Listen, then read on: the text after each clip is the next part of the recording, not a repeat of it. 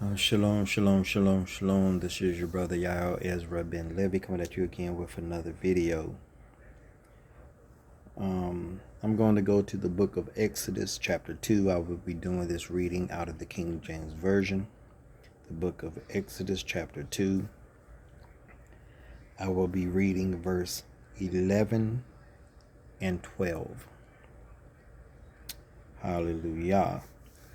And first of all, I'd like to give praise, honor, and glory to the Holy One of Israel, the God of our fathers, Abraham, Yitzhak, and Yaakov. That's Abraham, Isaac, and Jacob. And I hope the words that I say that he will infuse with power and will provoke our people to think. Hallelujah. Once again, Exodus chapter 2, verses 11 and 12. Hallelujah. And it came to pass in those days when Moses was grown, that he went out unto his brethren and looked on their burdens. And he spied an Egyptian smiting an Hebrew, one of his brethren. And he looked this way and that way. And when he saw that there was no man, he slew the Egyptian and hid him in the sand. Hallelujah. Now, why did I choose these two verses? I chose these two verses because I believe this is what is needed for our people. For too long, we have been watching our people get victimized, brutalized, terrorized by the very people that swore an oath to protect and serve the citizens of the United States, the people of their community. And we have countless archive evidence to show that is not the treatment that we get. We get beaten, we get tased, we get shot, we get choked, we get murdered. And we have too many people observing a murder taking place right before their face. We have too many people quick to whip out their phones and record the incident that is going on. And do not get me wrong, we need to have these things recorded. The only issue is somebody out of 10 people recording, somebody have to have the frame of mind, the mindset of saying, I'm going to put my phone down and I'm going to stop this. And there's two ways to stop it. Could be three. But definitely we could intervene by throwing our bodies in between the police officer and our people, just to shield them.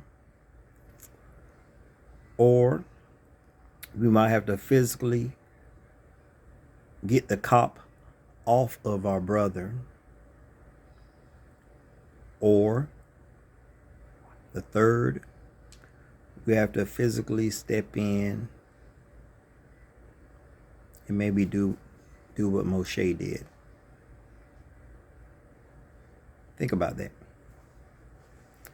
We have too many of our people saying, well, at times like this, we just need to keep praying and ask that God intervene. And I have no problem with prayer and asking the Father to intervene. But sometimes we have to have enough humanity about ourselves to know, am I my brother's keeper? Am I just going to stand by and watch another one of my brothers and my sisters get murdered. And all we're going to have is a march, a hashtag, and walk in the streets telling them, say their name, just adding another name to the collection of our people being slaughtered. I made a video on this the other day saying this stuff has to stop. And it's my desire, it is my prayer, if I ever witness anything like this, and I hope I never witness anything like this, that I will do more than reach out. I will do more than just reach for my phone. I really hope that I will have the spirit of Moses and I will intervene with force.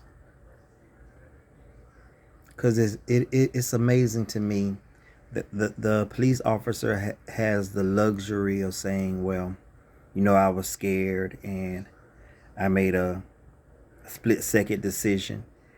And it always ends with a beating, a tasing, a shooting, or a murder. Because they was fearful. They was scared. But for some reason, they don't ever talk about us being scared of them. Us being scared because we see that they're out of line. They're choking us. And don't you know, it's natural to try to preserve your life. It's natural to try to resist and fight back when you could sense that somebody is trying to take your life. Somebody's trying to brutalize you. It amazed me when they sit there punching us in the face, but they tell us to be still. They're tasing us and they're telling us to be still. They're telling us stop resisting, but you're punching me and choking me and trying to break my arm, calling yourself trying to put handcuffs on me. You separate my shoulder, you break my arm trying to cuff me. This stuff don't make no sense. This stuff is straight out of a horror movie. And I'm just tired of watching a video every day, every week, every month, and just watch the tally grow of our people going through this. I don't have time to ask my brother and sister that's getting choked and beaten, oh, excuse me, by the way, are you a Christian? Are you a Muslim? We don't have time for that. We got to look at humanity. We have to look and see our brother and our sister. We got to do more. We got to do something, because this is getting damn old and it's getting out of control. Even after George Floyd happened, we thought things would maybe get better. We thought that. And I remember the words of the brother at the trial who recorded, who is an MMA guy, martial artist. He said he wished he would have did something. He wished he wouldn't have just stood by. When he looks back at it now, he wished he would have stepped in. My brothers and my sisters, I'm going to say something you know is true. Now, we got people talking about, we just need to pray that the Father intervene. And I have no problem with that.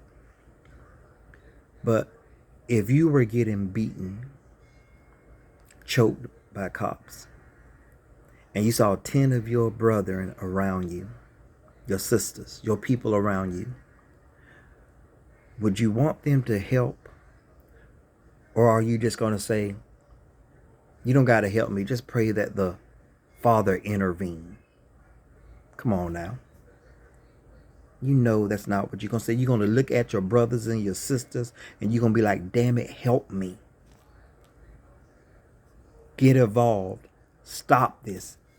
Help me. You know why? Because you will want the same for yourself.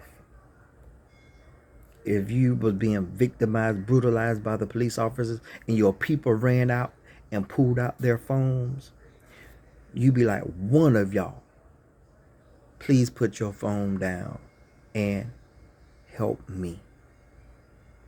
My brothers and my sisters, we need the spirit of Moses. We need to see our brethren being smite by the Egyptian, by the enemy. We need to say, I'm going to stop this, like Moses did. We got to intervene. We can't intervene with just prayer alone. We got to intervene. And I know it's tough. I know it's tough. But if it was you, would you want your brother and sister to physically step in and assist you? Or do you just want them to pull out their phone and record the crime being done against you? We got to do more. We got to finally unite. We got to come together. We cannot continue to stand by and watch these things happen. That's just the bottom line. This is your boy, Yael Ezra Ben Living. That's all I wanted to say. Ponder the things I just said. Shalom.